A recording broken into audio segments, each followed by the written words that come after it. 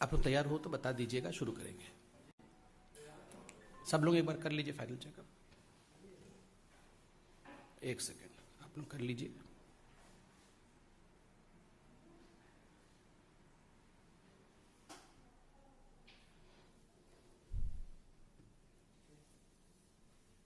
तैयार हैं बंधुगण? आज एक बहुत महत्वपूर्ण विषय में पार्टी की तरफ से यह प्रेस कॉन्फ्रेंस रखा गया है। मुख्यतः दो विषयों पर चर्चा करेंगे। किस प्रकार केरल में आज पूरे हिंदुस्तान का 50% से अधिक कोरोना के केसेस केरल से आ रहे हैं। किस प्रकार राजस्थान में भी कोरोना के नियमों का मंत्रीगण खुद ही धज्जियां उड़ा रहे हैं। और अंत में राहुल गांधी जी ने जो कुछ सवाल पूछे हैं, उन सवालों के भी जवाब आज प्रेस कॉन्फ्रेंस के माध्यम से दिया जाएगा। बंधुगण, आज अखबारों में एक बहुत ही महत्वपूर्ण सवाल और एक बहुत ही महत्वपूर्ण विषय को उठाया गया है कि आज केरल में आखिर क्या हो रहा है। आज आंकड़ों के माध्यम से केरला के अंदर 22,000 केस एक दिन में कोरोना के आए हैं, उस विषय को छापा है। आप सोचिए, एक दिन में 22,000 केस आए हैं केरल में कोरोना के। और आज अखबार ने यह भी लिखा है कि ऐसा प्रतीत होता है मानो ये सेकेंड वेव नहीं हो, एक और वेव आरंभ हो चुका है केरल के अंदर। तो ये बहुत ही गंभीरता का विषय है, बहुत ही चिंता का विषय है। क्या हम एक और वेव की ओर बढ़ रहे हैं? इसके लिए जिम्मेदार कौन है? देखिए, केरल में जून 6 के बाद आज सर्वाधिक केस आए हैं। आज राज्य में 22,000 केस आए हैं। इससे पहले जून 6 को तमिलनाडु में 20,421 केस थे। उसके बाद किसी भी राज्य में अगर सर्वाधिक केसेस आए हैं जून 6 के बाद, तो वो केरल राज्य है। केरल में भी मई 29 के बाद ये सर्वाधिक केस है। इससे पहले केरल में भी विषय कंट्रोल की तरफ बढ़ रहा था, मगर कहीं ना कहीं कुछ ऐसा हुआ है, कहीं ना कहीं कुछ गलती केरल सरकार से हुई है, जिसका नतीजा यह हुआ है कि आज पूरे हिंदुस्तान का सर्वाधिक केस केरल से निकल रहा है।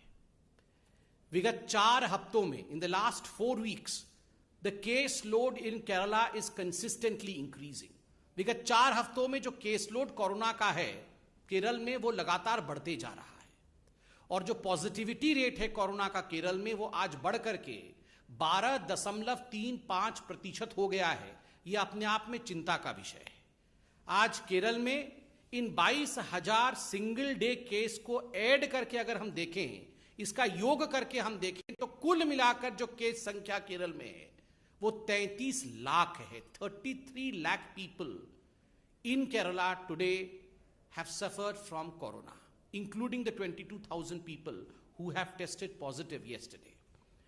बंधुगण, ये देश का दूसरा राज्य बनता है महाराष्ट्र के बाद। महाराष्ट्र में 62 लाख लोग हैं जिनको कोरोना हुआ है और केरल में 33 लाख है। तो स्वाभाविक रूप से चाहे महाराष्ट्र हो चाहे केरल हो, ये चिंता का विषय है कि जब देश सेकेंड वेव से उभरा है और थर्ड वेव कैसा नहीं आए, how to prevent third wave, इस पर पूरे देश में चर्चा हो रही है और ये चिंता का विषय है। ऐसे में what is the carelessness of the Kerala government that we see such kind of case load rise? क्या गड़बड़ी हुई है केरल में, ये जानना पड़ेगा। आपको पता होगा कि बीच में कांवड़ यात्रा के समय एक बहुत बड़ी चर्चा देश के मीडिया में और देश के राजनीतिक हलकों में हुई थी, और ये चर्चा थी कि कांवड़ यात्रा को बंद करना चाहिए। देखिए, बहुत ही दायित्ववान बनते हुए, बहुत ही जिम्मेदारी के साथ, चाहे उत्तराखंड की सरकार हो चाहे उत्तर प्रदेश की सरकार हो, किस प्रकार से लोगों के जान को बचाना है, इस विषय को लेकर इन दोनों सरकार आगे बढ़ी।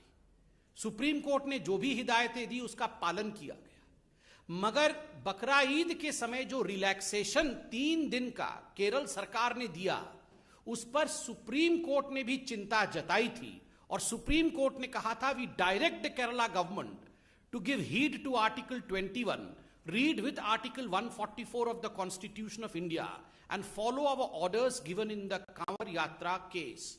कांवड़ यात्रा में हमने जो हिदायतें दी है, हमने जो फैसला सुनाया है, केरल सरकार को चाहिए कि वो उन हिदायतों का, उन एडवाइजेस का और उस फैसला का पालन केरल में भी करे बकरा ईद के समय।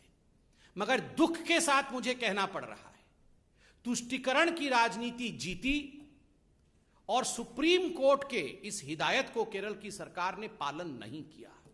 नतीजा 22,000 केस आज केरल के अंदर आए हैं। नतीजा आज केरल एक दूसरे वेव की ओर बढ़ रहा है। ये तुष्टीकरण आप सोचिए किस हद तक हमारे राजनेताओं को क्या क्या करा सकता है। मुझे तकलीफ हो रही है कहते हुए कि आज कोई भी ऐसा पॉलिटिकल पार्टी नहीं है बीजेपी को छोड़कर जो केरल के इस परिस्थिति पर चिंता व्यक्त करे और जो केरल को और हमारे तथाकथित लिबरल पॉलिटिशियंस को, जो तुष्टीकरण की आड़ पर अपने आप को लिबरल कहते हैं, उनको आईना दिखाने का काम करे। मैं धन्यवाद करता हूं मीडिया का, जिन्होंने इस विषय को आज अखबार के माध्यम से और आज न्यूज के माध्यम से उठाया है और हमें जागरूक करने का काम किया है। ठीक उसी प्रकार आप राजस्थान में देखिए, आपको जान के आश्चर्य होगा कि राजस्थान में उनके जो स्वास्थ्य मंत्री हैं, खुद स्वास्थ्य मंत्री रघु शर्मा जी, वो कल अपना जन्मदिन मनाते हुए इंदौर के ऑडिटोरियम में, इंदौर शहर के ऑडिटोरियम, एक इंडोर ऑडिटोरियम है राजस्थान में, तो उस इंडोर ऑडिटोरियम में वो अपना जन्मदिन मना रहे हैं और सैकड़ों लोगों को उन्होंने उसमें हाजिर किया है। अभी यह भी मीडिया में चल रहा है कि मंत्रिमंडल का फेरबदल राजस्थान में हो सकता है।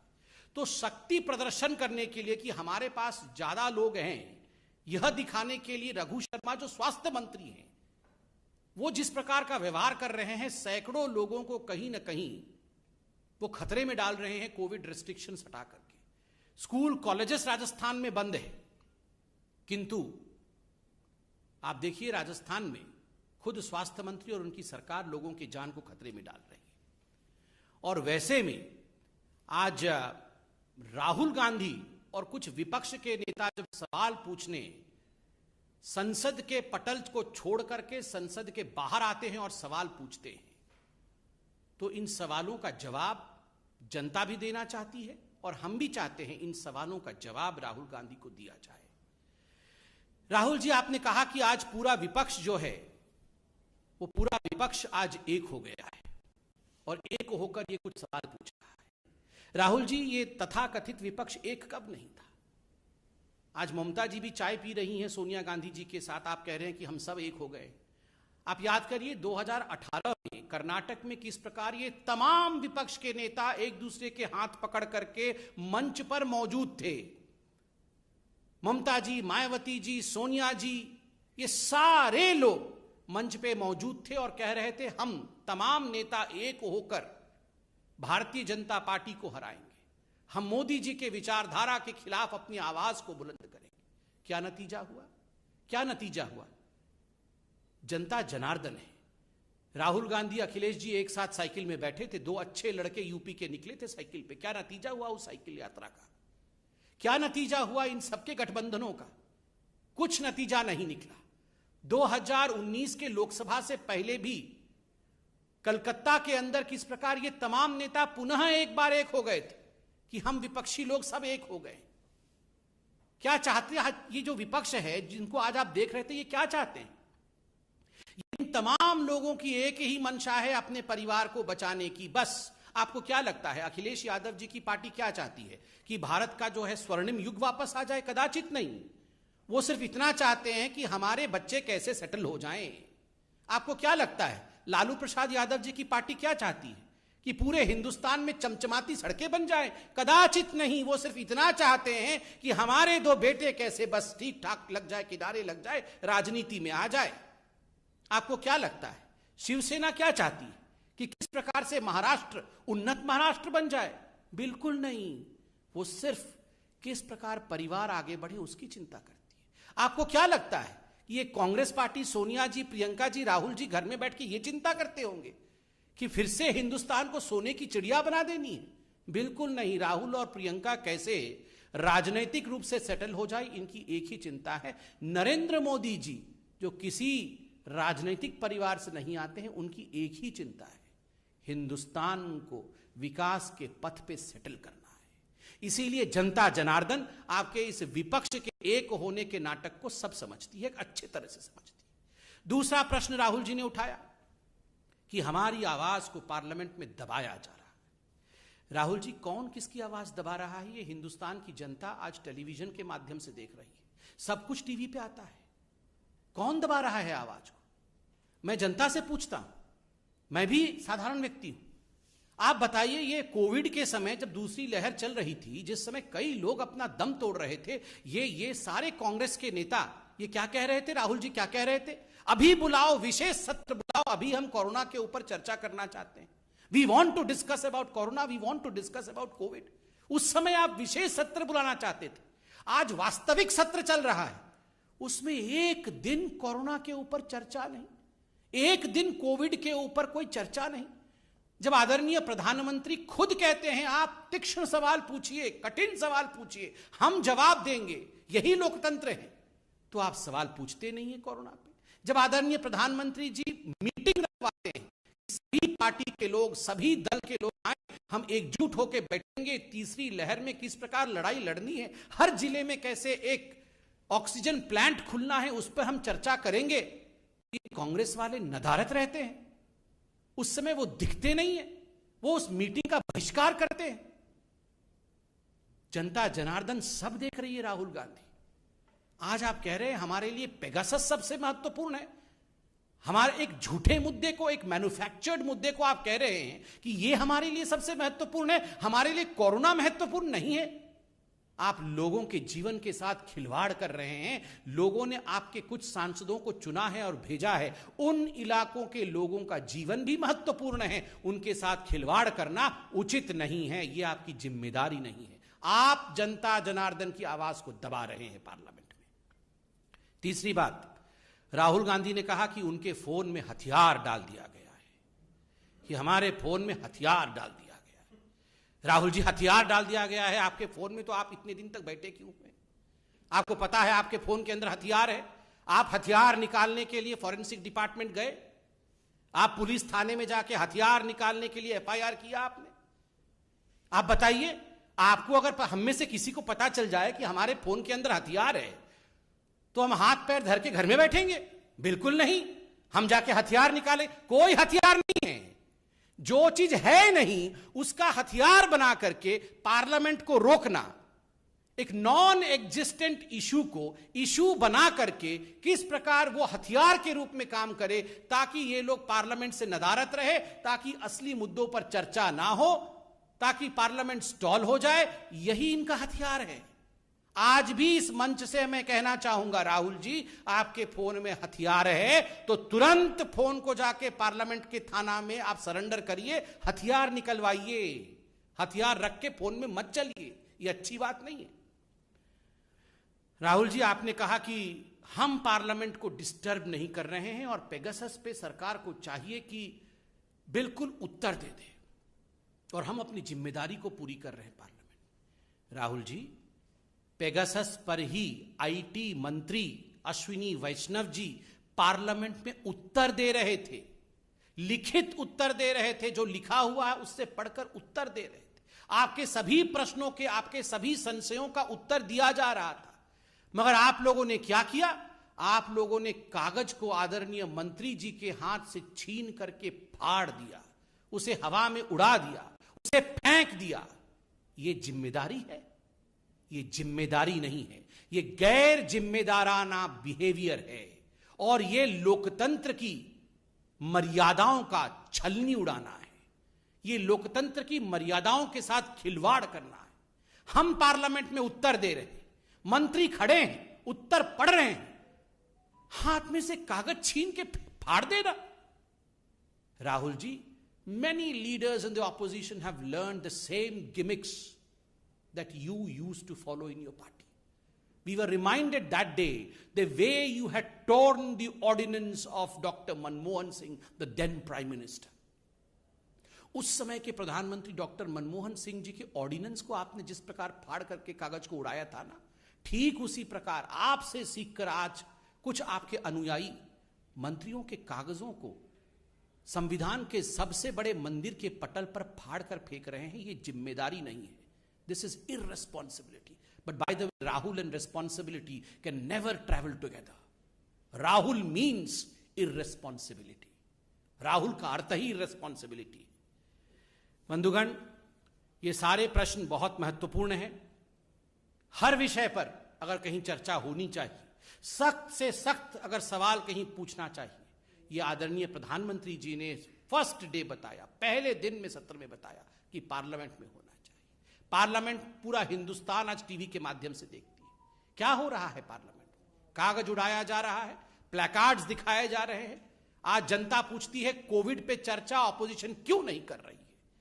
We expect the opposition, we expect particularly the Congress party and Rahul Gandhi to be responsible. यही हमें कहना था. कोई प्रश्न हो तो अवश्य पूछे.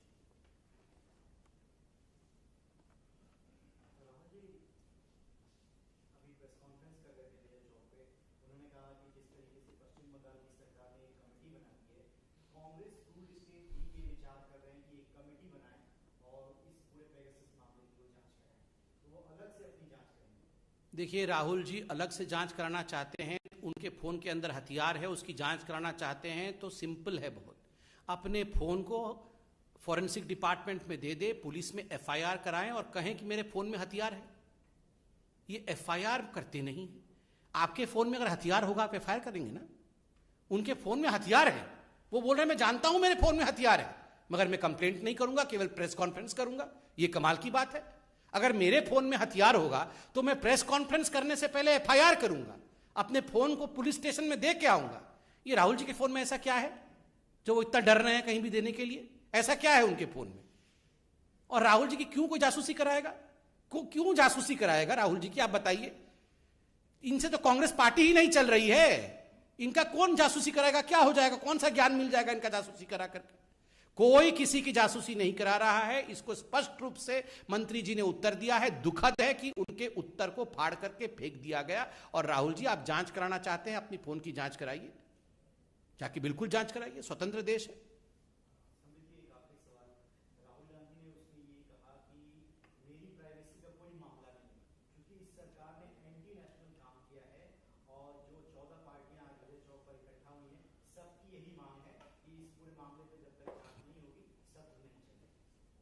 आज राहुल गांधी जी ने दो शब्दों का इस्तेमाल किया है, एंटी नेशनल और ट्रीजन.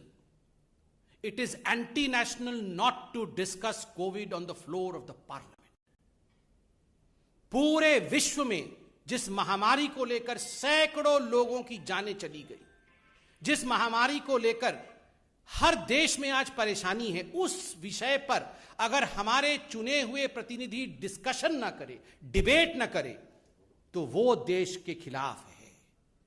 और जो भी इस डिस्कशन को होने से रोकता है, कहीं ना कहीं वो देश के ऊपर आघात करता है. आज रवि जी, अब मैं सबको बता दूं जो टीवी देख रहे हैं, जिन्होंने ये प्रश्न पूछा वो खुद इतने बीमार थे कि आज मैं भगवान को नमन करता हूं कि आज वो हमारे साथ हैं, अच्छे स्वास्थ्य के साथ हैं. और ईश्वर आपको इसी प्रकार स्वास्थ्य प्रदान करे, 100 साल आप रहे. मगर आज राहुल गांधी जी ने अपने प्रेस कॉन्फ्रेंस में एक पत्रकार के साथ जिस प्रकार का बर्ताव किया है, जिस प्रकार का बिहेवियर किया है, दैट इज कंडेमनेबल. एक पत्रकार को कहा मुझे पता है आप कैसे काम करते हैं, आप डिस्टर्ब मत करिए, आप चुप रहिए. ये पत्रकारों के साथ ऐसी बात की जाती है? ऐसी बात नहीं होती है राहुल जी. आपको इस प्रकार का व्यवहार किसी भी पत्रकार के साथ नहीं करना चाहिए. और रवि जी, आप बैठे हैं, आप खुद बताइए, आप कोरोना से गुजरे हैं. मैं चाहता हूं कि आप लोग सब बताइए, कोरोना पे डिबेट डिस्कशन होना चाहिए कि नहीं पार्लियामेंट? किस प्रकार से ऑक्सीजन हर जिले में लगे, इसकी चिंता होनी चाहिए कि नहीं? कोई चर्चा करने नहीं दे रहा, कागज फाड़ा जा रहा है. यह धोखा है देश के साथ और देश की जनता के साथ. बहुत सर.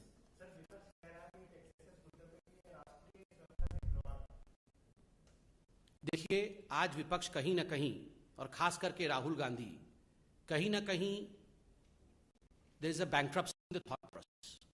आज इस देश के सामने सबसे बड़ा मुद्दा कोई है तो वो किस प्रकार थर्ड वेव को प्रिवेंट करना है, किस प्रकार वैक्सीनेशन को सुचारू रूप से पूरे राष्ट्र में चलाना है, किस प्रकार से कोरोना को लेकर ऑक्सीजनेशन की तैयारी करनी है. यही आज राष्ट्र के लिए सबसे बड़ा मुद्दा है. और अगर हमारे प्रतिनिधि, हमारे मेंबर ऑफ पार्लियामेंट, हमारे सांसद ये सब डिस्कशन नहीं कर पाए और एक नॉन एग्जिस्टेंट विषय जिस पर कि जिन्होंने स्टोरी किया है वो खुद कंफ्यूज्ड हैं, वो स्पष्टता के साथ कुछ बता नहीं पा रहे हैं। जो कह रहे हैं कि हमारे फोन में हथियार है, वो अपने फोन को जांच के लिए देने के लिए तैयार नहीं है।